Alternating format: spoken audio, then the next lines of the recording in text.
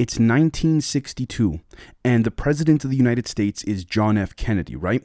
And because he was sworn in 1961, he walks into a meeting with the Joint Chiefs of Staff. And at the time, the Joint Chiefs of Staff, which are, the handful of generals that are in charge of the Pentagon, were actually part of the Majestic 12. And for those who don't know, for the sake of time, please head back to one of our previous episodes, which are there are many of, by the way, referencing the Majestic 12. But for those who don't know, it was essentially a secret group put together by President Eisenhower of scientists and military generals that were trying to reverse engineer UFO technology. So, President Kennedy walks in to a top secret classified meeting with the Joint Chiefs of Staff to discuss a number of things. And we know some of those topics that have been declassified today, some of them discussing about how Kennedy actually wanted to, believe it or not, end the Cold War with the Russians that was starting to ramp up even more, which would have changed the whole narrative of the entire scenario of the way things played out.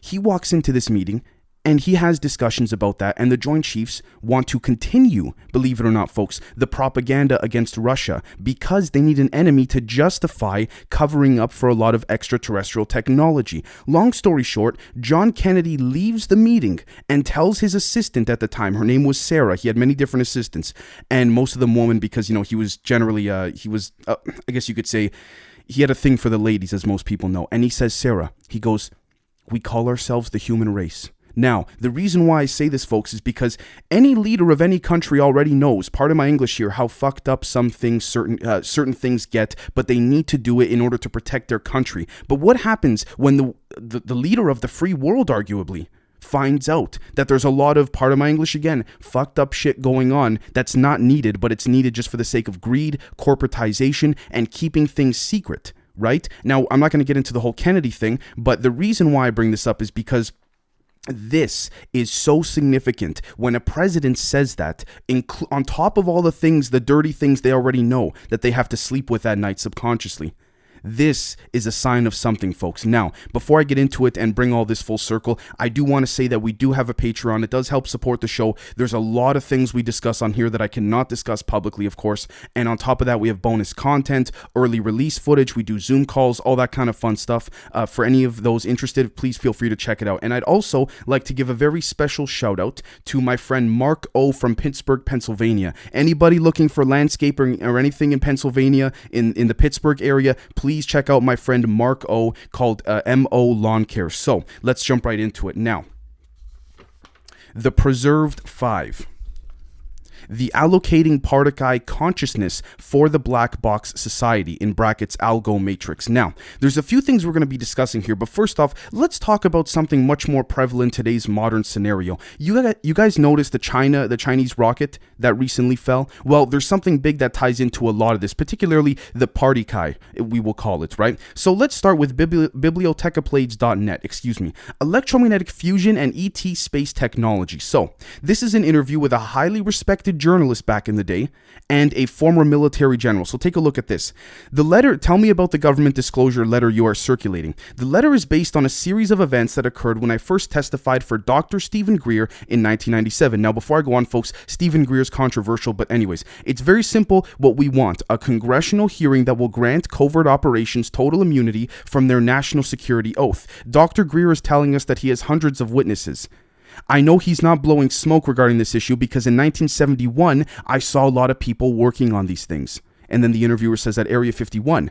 And then the general says, right, I saw them underground working on all these different craft and back engineering lots of stuff. I believe there are people that have spent 30 years or more on working on these types of projects. Now, before I go on, folks, when I talk about the shadow government, when people say, Dave, who are you referring to specifically? These would be some of those people.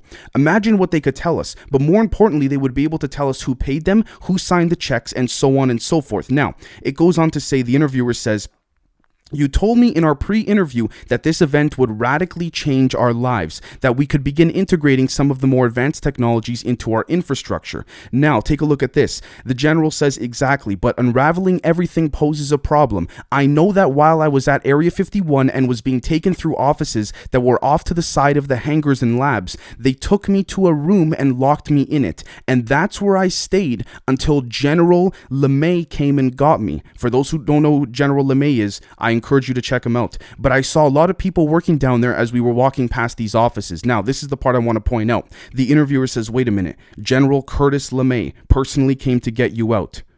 Right? And then he says, yes, if you read his autobiographical book, Iron Eagle, he was a former commander of Strategic Air Command. Now, the interviewer then says, why did he come get you personally? How did that happen? And then the general says, well, because he wasn't a general at the time. He says, because his parents' caregiver was my mother, Evangeline Adair, end quote. Now, before I go on, the reason I bring this up is because I say this all the time, but this is going to manifest and connect to a much larger situation here. Do you notice that they always keep it in the circle, these elites? They don't always have to be blood related, but it's always, a family friend, or, this guy, for example, baptized this guy's kids, or this person was at some kid's marriage, or something like that, or even indirectly, it's sometimes their own sons or daughters. The reason I bring this up is not because they want to keep things secret, but also, folks, because at the same time, what ends up happening is that when you direct mass consciousness to a particular idea or ideology or concept, there's actually a scientific notion to it. And if we take a look, for example, at this right here, the Schumann resonance, we will see that this is the case. But according to Wikipedia, the Schumann resonance is a set of spectrum peaks in the extremely low frequency ELF portion of the Earth's electromagnetic spectrum. Schumann resonances are global electromagnetic resonances generated and excited by lightning discharges in the cavity formed by the Earth's surface and the ionosphere. End quote. What the hell does that even mean? What does that tell us? That doesn't tell us anything, right? But now let's take a look at this right here. Bibliotecapblades.net by Jacques Ellul. All right, again, Bibliotecapblades, for those who don't know, is just a great indexing website. So take a look at this right here. There is no such thing as a free app, if you will. All apps are Trojan horses. We now live in the internet, the Algo-Matrix, like it or not, and the tyranny of massive data collection is upon us. Now, here's the interesting thing. Bots, are mysteriously called dark pools. And this is a very watered down version of technology, folks, that I was discussing regarding the NSA and Project Mannequin, how they use extremely advanced software to control their clones, their children clones, their hybrid AIs, and you name it. So let's take a look. Artificially intelligent systems that execute trades in terms of stocks in milliseconds and use the cover of darkness to outmaneuver their creators, ultimately hijacking the global markets from human control and pushing the entire system toward a global meltdown that could happen in seconds. Now you might be saying, Dave, why the hell and how the hell did you go from talking about aliens, Kennedy, secret reverse engineering technology to the internet, the Algo-Matrix, and the stock market? Well, folks, it comes back, and this is thanks to my friend Joshua, by the way, it comes back into tying into the idea that when a mass amount of consciousness is focused somewhere, the ideas and the likelihood of that particular timeline through Project Looking Glass ends up coming to fruition for the elites. Now, you might be saying, okay, Dave, how do you know this for a fact? Well, I'm very glad you asked. Let's take a look here. And this is, again, extraterrestrial technologies and viable counter strategies. The invisible particuli are key to understanding. Now, Keylontic science is based upon principles of energy dynamics that may seem quite alien to our traditional scientific community. The theory behind Keylontic science emerges from in-depth study of small particle mechanics. Now, this is the best part. As demonstrated through the ET's superior abilities to move through time and space and direct the density of matter at will, it is obvious that their comprehension of the intrinsic laws of nature far exceeds our present understanding. The ET's theory of universal mechanics is built, listen to this, folks, upon a model of energy relation that we have yet to discover, and this model is the foundation upon which ET, Keylontic science, and its resulting technologies is built. Now, before I go on, folks, I just want to say, notice for the members, and we'll be talking about the Chinese rock and much more on Patreon because I can't really discuss that too much here, but notice something very intriguing, folks. When we looked in the public episode from 2 days ago regarding Project Carrot, we looked at some of the testimonies written by some people that worked on it. And I know a lot of you might be saying, oh my God, here he goes again about Project Carrot. Well, it actually ties back to a ton of different things, and that's why I bring it up. So the reason why is because one of the scientists there who ended up becoming a whistleblower ended up claiming that only 40 of them knew about the actual isotopic layers and intrinsic details of the technology, and he claimed to be one of them, saying that they do not view molecules, and atoms the same way that we do, which translate to this psychological aspect of the Algo-Matrix, which then translates to the blockchain and quantum energy through the use of this type of perception. Because again, it's all perception and there are different timelines, but if you align your mind with the way in which you want to go at a mass level, you need tons of subconscious minds to be doing this and conscious minds. You then curate the exact formula that you want the desired result to be. But take a look at this. Partiki can be, the reality of the Partiki is completely hidden from our view at this time, while the ETs have an in-depth operational knowledge of the Partiki. One primary difference between our scientific assumptions and ET theory can be summed up in one word. Again, they just said it here, the Partiki, and you pronounce it like party and guy. But anyways, they can be defined as from human understanding, because this is some technology that and understanding and knowledge that aliens refuse to share with us. So take a look at this, folks. They can be defined as energy units that emanate as a tonal impulse from a central universal source, which group by like polarization to form microstrands or fibers of pre-matter substance that form the templates upon which all pre-matter, matter, and antimatter forms are built. End quote. Folks, you know how I always talk about holograms that can manifest into physical objects? That's what that is right there. That's exactly what Jacques Vallée on Joe Rogan talked about when he said, you know, it would take $1 trillion to literally manufacture even the smallest, most molecular isotope relative to the most advanced technology humans have on a public level. Let's take a look a little bit more. So Partiki, or primal substances, this is from the Majestic 12. These are things that the Joint Chiefs of Staff that John Kennedy wanted to reveal, that he walked out of that meeting amongst many other things saying, oh, we call ourselves the human race.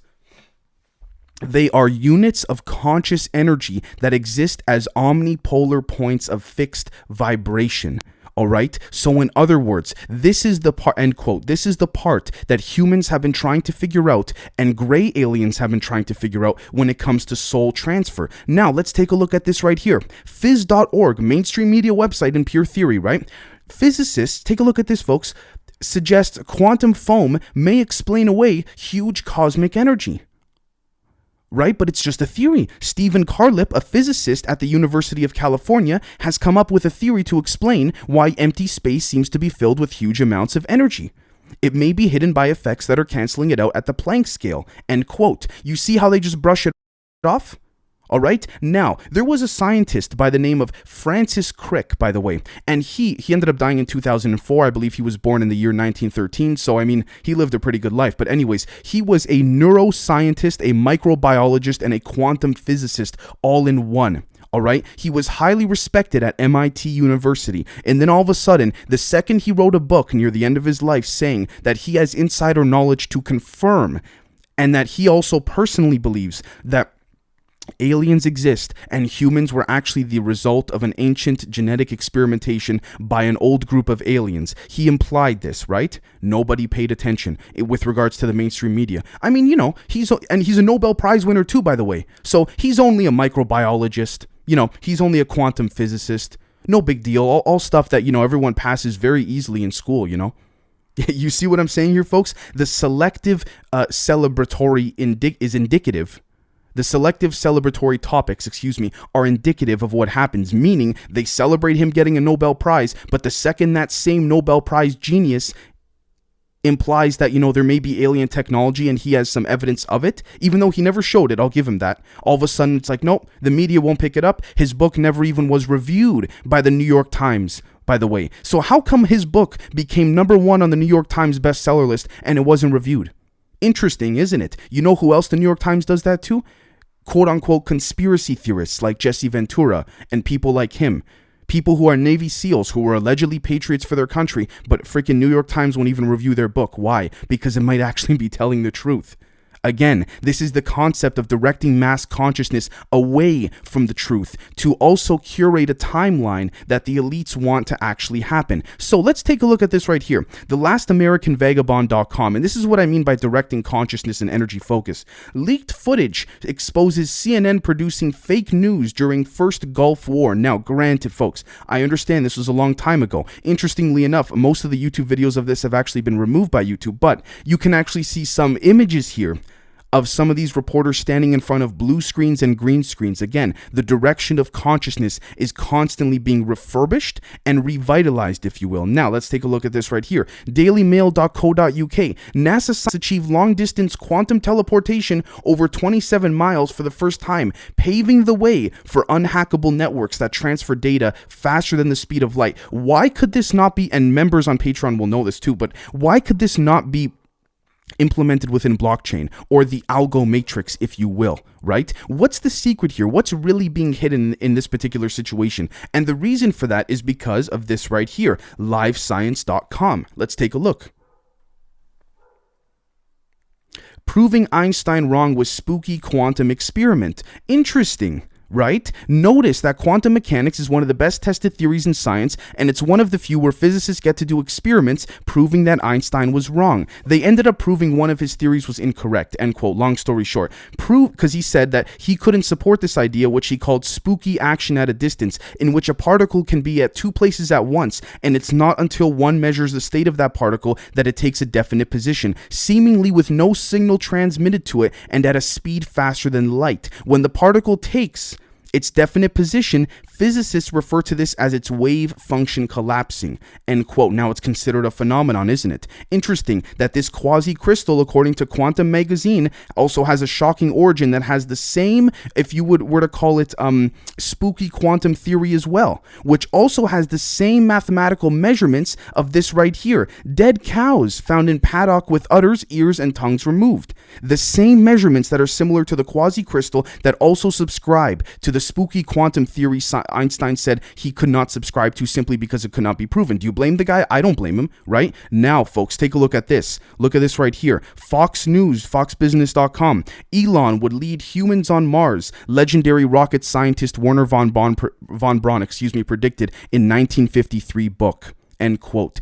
I'm very glad that Fox picked this up, but take a look at something. Notice how Werner von Braun, I've said this many times before, spoke to his granddaughter on his deathbed about the overall agenda. He writes a book saying Elon would lead humans on Mars. You don't think this is prepared through mass consciousness direction, and humans are trying to get a hold of that same technology, right? Of the Partiki? Because this is what will curate and guarantee the elites mass direction of control. So, I know this was a lot to take in one shot, but please let me know what you all think, and we'll catch you later in the day. Cheers.